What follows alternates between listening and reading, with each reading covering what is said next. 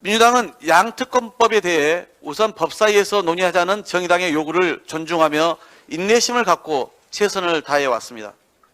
하지만 어제 법사위에서도 확인했듯이 집권 여당의 반대와 방해에 막혀 특검법 심사는 지금까지 단 한 발짝도 나가지 못하고 있습니다.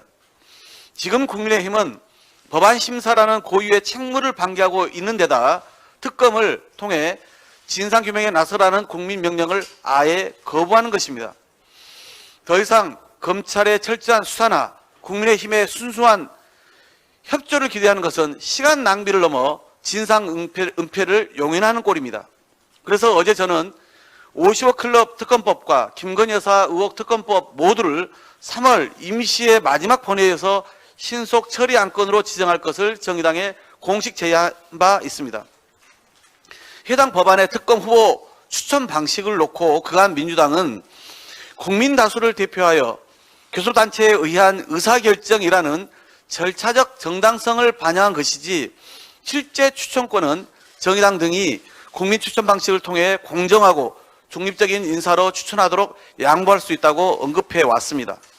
마침 어제 이은주 정의당 원내대표는 50억 클럽 특검 추천권만 고집하는 민주당이 특검 추진을 어렵게 하고 있다고 지적했습니다. 좋습니다. 이에 저는 오늘 정의당에 보다 구체적인 제안을 드립니다.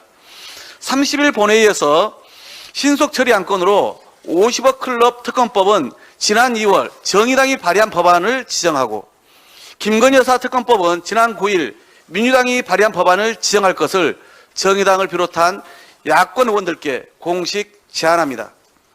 정의당이 제기하는 특검 후보 추천에 관한 우려를 해소드리는 것인 만큼 정의당도 이 제안을 거부할 하등의 이유가 없다고 봅니다.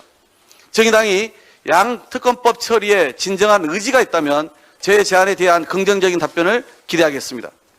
윤석열 검찰의 권력과 제19를 향한 선택적 부실 수사는 지난 1년간 온 국민이 목도해 왔습니다. 검은 고양이든 흰 고양이든 질을 잘 잡는 것이 중요한 것 아니겠습니까? 그런데 윤석열 검찰은 제19를 잡는 데는 절대 힘을 쓰지 않습니다.